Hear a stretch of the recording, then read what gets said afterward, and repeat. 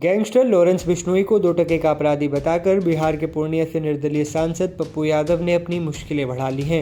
एक तरफ पप्पू यादव को जान से मारने की धमकी मिल रही है तो दूसरी तरफ हालात ये हो गए हैं कि पप्पू यादव की पत्नी को मीडिया में आकर ये कहना पड़ा कि पप्पू यादव के इस बयान से उनके परिवार का कोई लेना देना नहीं है।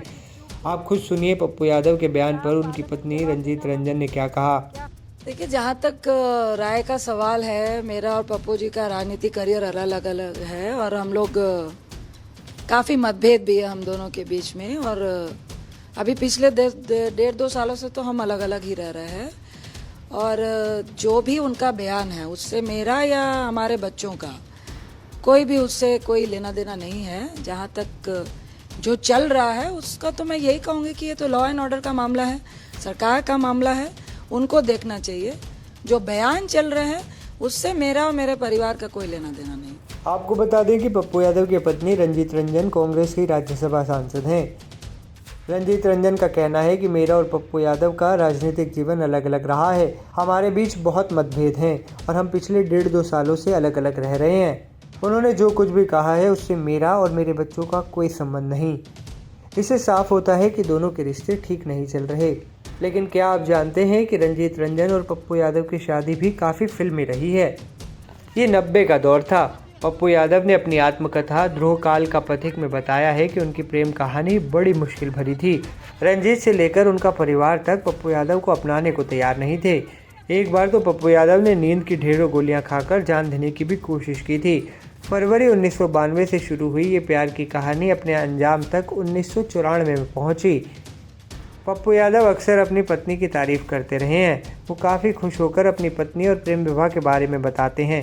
साल 1991 में पप्पू यादव पटना की जेल में बंद थे।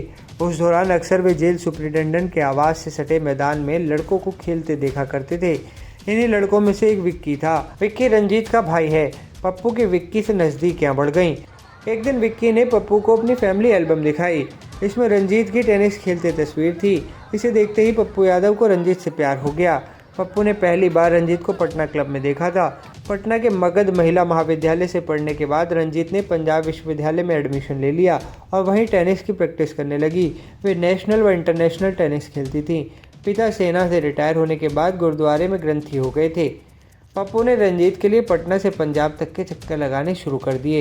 ये सिलसिला करीब 2 साल तक चलता रहा। कुछ महीनों तक तो रंजीत को इसका पता तक नहीं चला। जब पता चला तो उन्होंने साफ तौर पर पप्पू यादव को मना कर दिया, मगर पप्पू नहीं माने। बात परिवार तक पहुंची। पप्पू के माता पिता तो राजी हो गए, लेकिन रंजीत के माता पिता राजी नहीं थे। पप्पू यादव को और कुछ नहीं सूझा तो रंजीत के बहनोई को मनाने की कोशिश करने लगे, लेकिन वहाँ भी दाल नहीं गली।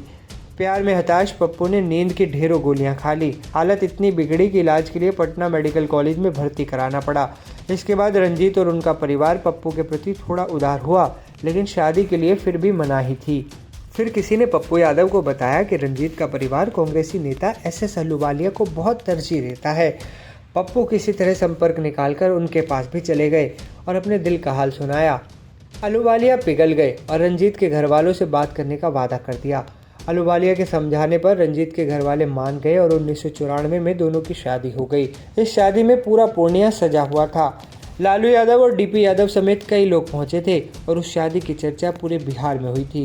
रंजीत 1.5-2 साल से पप्पू यादव से अलग रह रही हैं, लेकिन न तो पप्पू यादव ने इसे सार्वजनिक किया था और न ही रंजीत ने। लेकिन लॉरेंस बिश्नोई से उलझने के बाद पप्पू यादव की पत्नी को यह ऐलान करना पड़ा। जाहिर सी बात है कि रंजीत लॉरेंस बिश्नोई गैंग की धमकियों को गंभीरता से ले रही हैं, क्योंकि मुंबई में सलमान खान के करीबी और NCP नेता बाबा सिद्दीकी की हत्या के बाद ये साफ हो गया है कि लॉरेंस बिश्नोई गैंग जब अपने टारगेट को अचीव नहीं कर पाता तो उसके करीबियों को निशाना बनाता है।